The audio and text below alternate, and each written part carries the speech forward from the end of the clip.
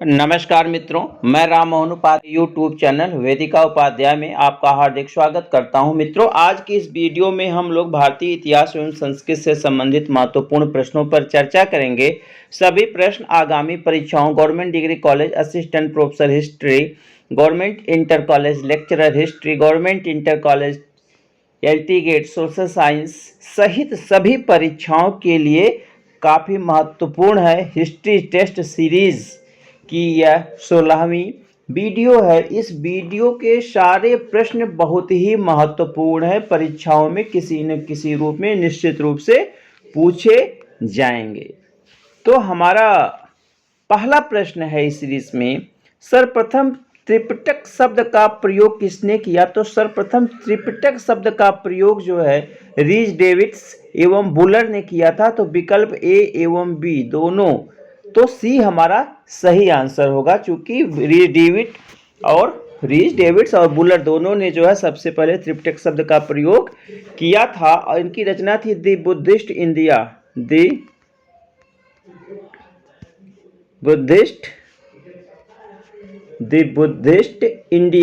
The Buddhist India में इन्होंने जो है सबसे पहले त्रिपिटक शब्द का प्रयोग किया था। त्रिपिटक शब्द जो है किस धर्म से संबंधित है? तो त्रिपिटक शब्द जो है बौद्ध धर्म से संबंधित है। बौद्धों का जो है प्राचीनतम ग्रंथ है त्रिपिटक, मतलब तीन पिटक, पिटक का अर्थ होता है पिटारा या टोकरी। तो जो त्रिपिटक है उसमें कुल 3 ग्रंथों का संग्रह है, 3 ग्रंथ उसमें हैं। और पाली भाषा में, कभी कभी इनकी भाषा भी पूछी जाती है, तो पाली भाषा में यह लिखित हैं। और इनका सबसे पहला प्रयोग रीज डेविड्स और बुलर ने द बुद्धिस्ट इंडिया पुस्तक में किया था। दूसरा प्रश्न है, त्रिपिटक के संबंध में सही कथन है? तो पहला विकल्प है, इसमें विकल्प ए, त्रिपिटक अपने वर्तमान स्वरूप में श्रीलंका के शासक वट्टगामण के शासनकाल में लिखा गया। तो यह विकल्प हमारा सही है। जो त्रिपिटक है, त्रिपिटक साहित्य है, अपने वर्तमान स्वरूप में श्रीलंका के शासक वट्टगामण के शासनकाल में, यह पहली शताब्दी ईस्वी में, पहली शताब्दी ईसा पूर्व में, पहली सदी बीसी या ईसा पूर्व में लिखा गया था। किसके समय में? श्रीलंका के शासक वट्टगामण के शासन काल में। जो वर्तमान स्वरूप में इसमें प्राप्त हुआ है वह श्रीलंका के वट्टगामण के शासनकाल में पहली शताब्दी ईसा पूर्व में लिखा गया है। विकल्प बी है, सम्राट अशोक का पुत्र महेंद्र अपने साथ त्रिपिटक साहित्य लेकर श्रीलंका गया था। यह विकल्प भी हमारा सही है।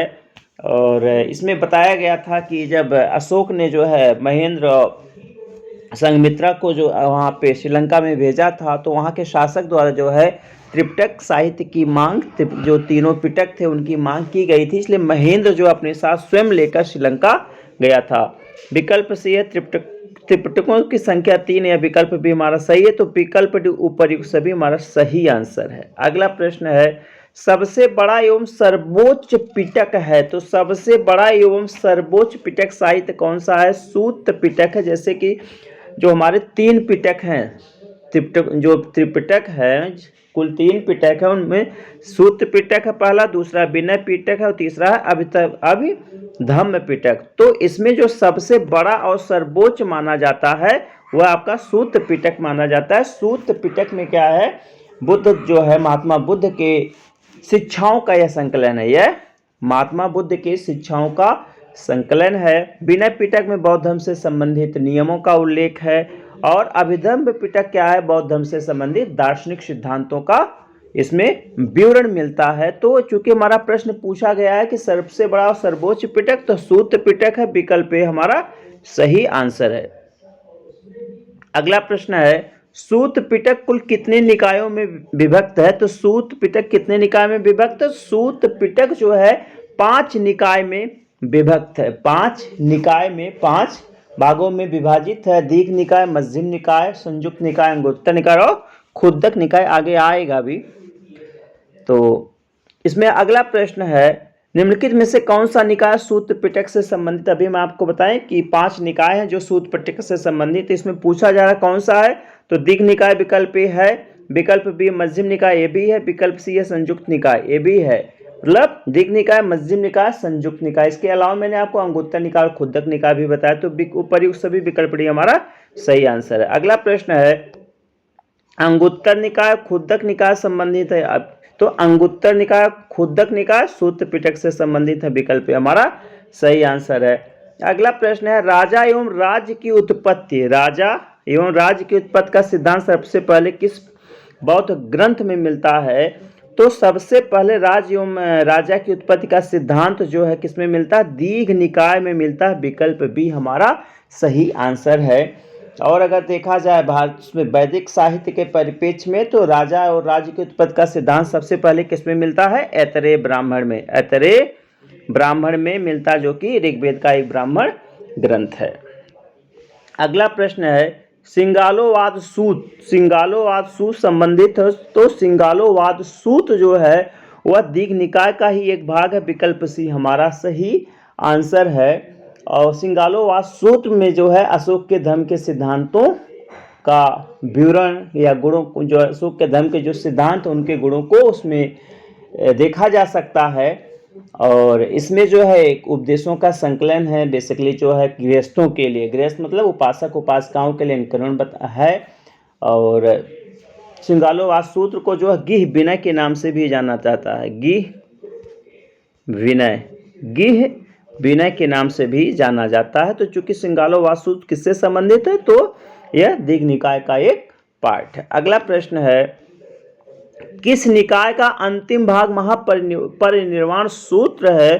तो दीघ निकाय का अंतिम भाग, दीघ निकाय का अंतिम भाग महापरिनिर्वाण सूत्र है, महापरिनिर्वाण सूत्र है। तो विकल्प भी हमारा सही आंसर है। जैसा कि हम सभी को मालूम है कि महापरिनिर्वाण सूत्र में जो है महात्मा बुद्ध के अंतिम उपदेशों का संकलन है। महात्मा बुद्ध के अंतिम, प्रश्न पूछा जाता है महात्मा बुद्ध के अंतिम उपदेश संकलित हैं, तो कहाँ पे हैं? महापरिनिर्वाण सूत्र में है। और महापरिनिर्वाण सूत्र किसका पार्ट है? दीघ निकाय का पार्ट है और लास्ट का पार्ट, अंतिम पार्ट है। और कभी कभी पूछा जाता है कि महापरिनिर्वाण सूत्र में जो है महात्मा बुद्ध ने अपना अंतिम उपदेश किसको दिया था? तो इसी महापरिनिर्वाण सूत्र में ही बुद्ध के अंतिम उपदेशों का वर्णन है, जिसको उन्होंने कुशीनगर के सुभद्र को दिया था। तो विकल्प भी हमारा सही आंसर है। नेक्स्ट है, महापरिनिर्वाण सूत्र के संबंध में निम्नलिखित में से कौन सा विकल्प सही है? तो पहला विकल्प है विकल्प ए, इसमें बुद्ध के अंतिम उपदेश है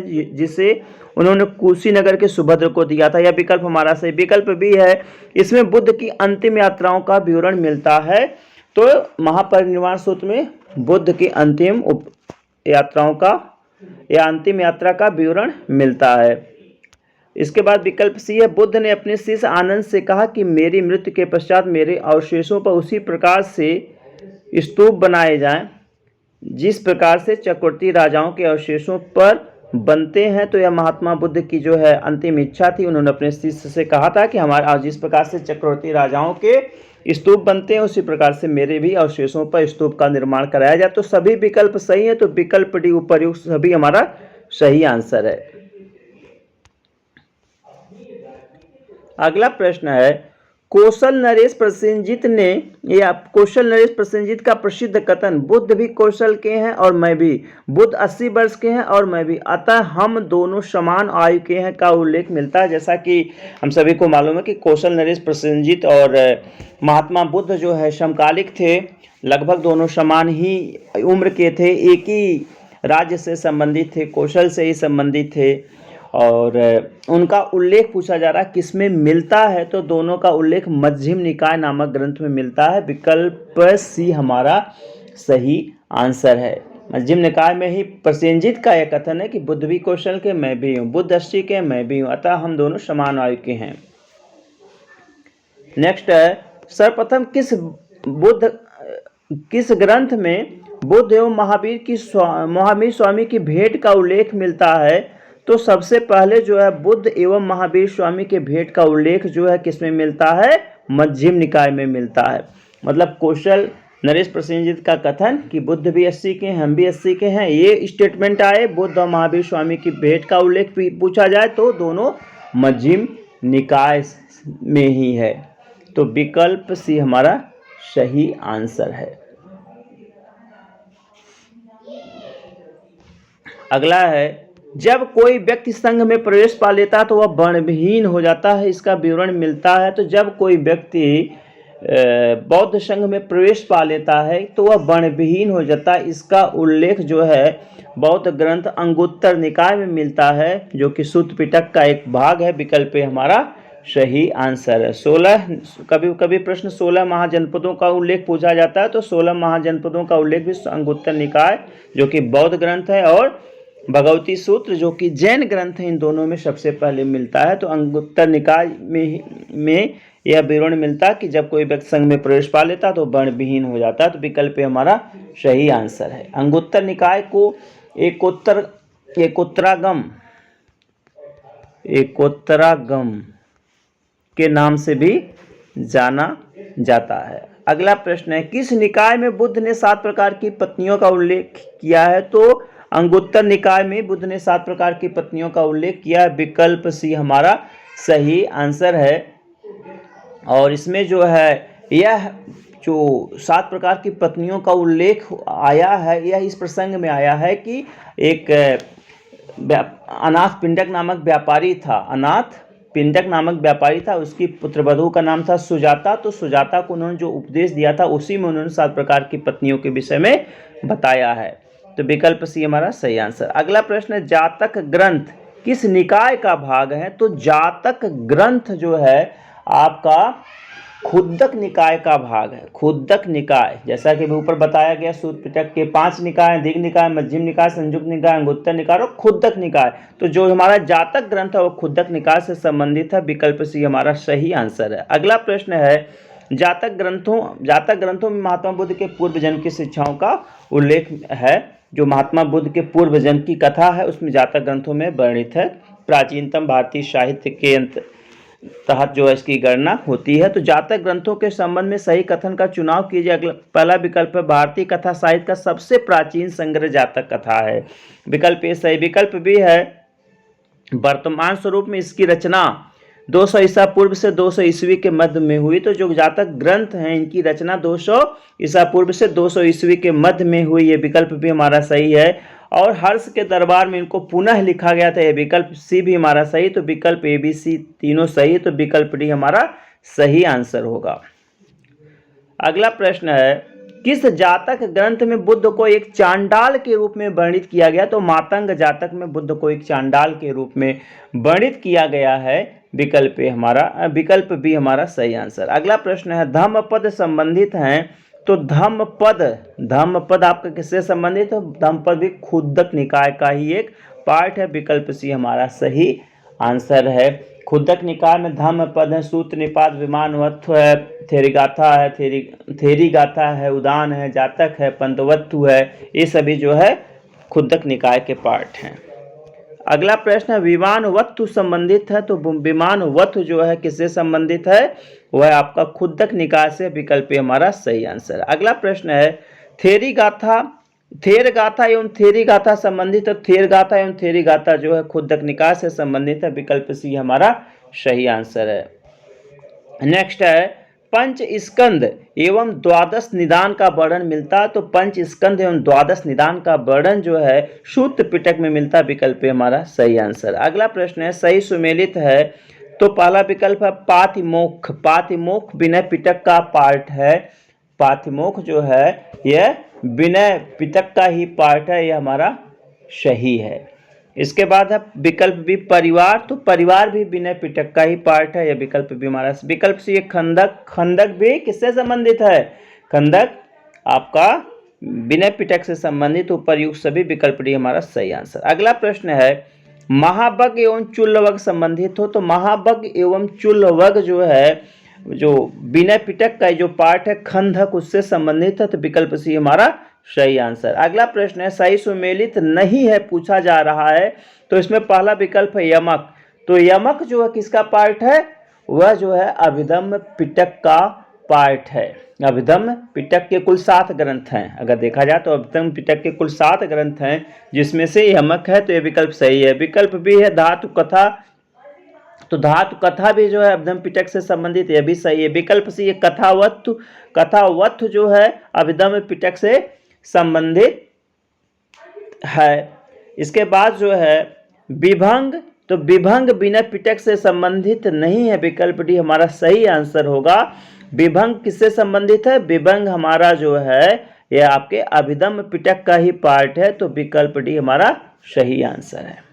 अगला प्रश्न है, उब्बरी, मिता, पटाचरा एवं चंदा संबंधित हैं। तो उब्बरी, मिता, पटाचरा, चंदा ये सभी जो है कौन है? बौद्ध थेरी गाथा है।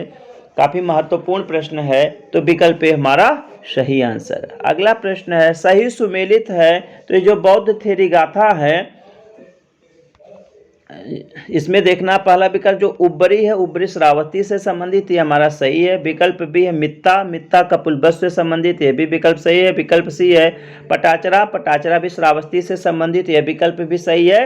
तो विकल्प डी सभी सुमेलित है, हमारा सही आंसर। अगला प्रश्न है, संबरा संबर की कथा वर्णित है। तो जो संबरा संबर की कथा है वह विनय पिटक में संबंधित है, कि विनय पिटक जो है क्या है? तो विनय पिटक में जो है बौद्ध धर्म से संबंधित नियमों का उल्लेख है। इसमें किस प्रकार से बौद्ध संघ की स्थापना की गई थी, बौद्ध संघ के नियम क्या है, संघ में सम्मिलित होने के, संघ में रहने के, उनका विस्तृत विवरण दिया गया। तो संबरा संबर की कथा का विवरण आपका विनय पिटक में मिलता है, विकल्प भी हमारा सही आंसर। अगला प्रश्न है, सही सुमेलित है। तो पहला विकल्प महावग, तो महावग गृहस्थ पुरुषों के लिए है, यह हमारा सही है। महावग में क्या है? गृहस्थ पुरुषों के लिए नियमों का प्रावधान किया गया है, यह खंडक का ही पार्ट है। विकल्प भी है चुल्लवग, चुल्लवग गृहस्थ स्त्रियों के लिए है, कि किस प्रकार से गृहस्थ स्त्रियां बौद्ध संघ के नियमों का पालन कर सकती हैं। विकल्प सी है चुल्लवग, तो चुल्लवग में क्या है? प्रथम द्वितीय बौद्ध संगीत का आयोजन हुआ था, उसका विवरण मिलता है। और भिक्षुणी संघ की स्थापना किस प्रकार से, उसका विवरण मिलता है किसमें? चुल्लवग में। चुल्लवग भी विनय पिटक का ही पार्ट है। मतलब ये पूछा जाए कि पहली और दूसरी बौद्ध संगीत का विवरण किस बौद्ध ग्रंथ में मिलता, तो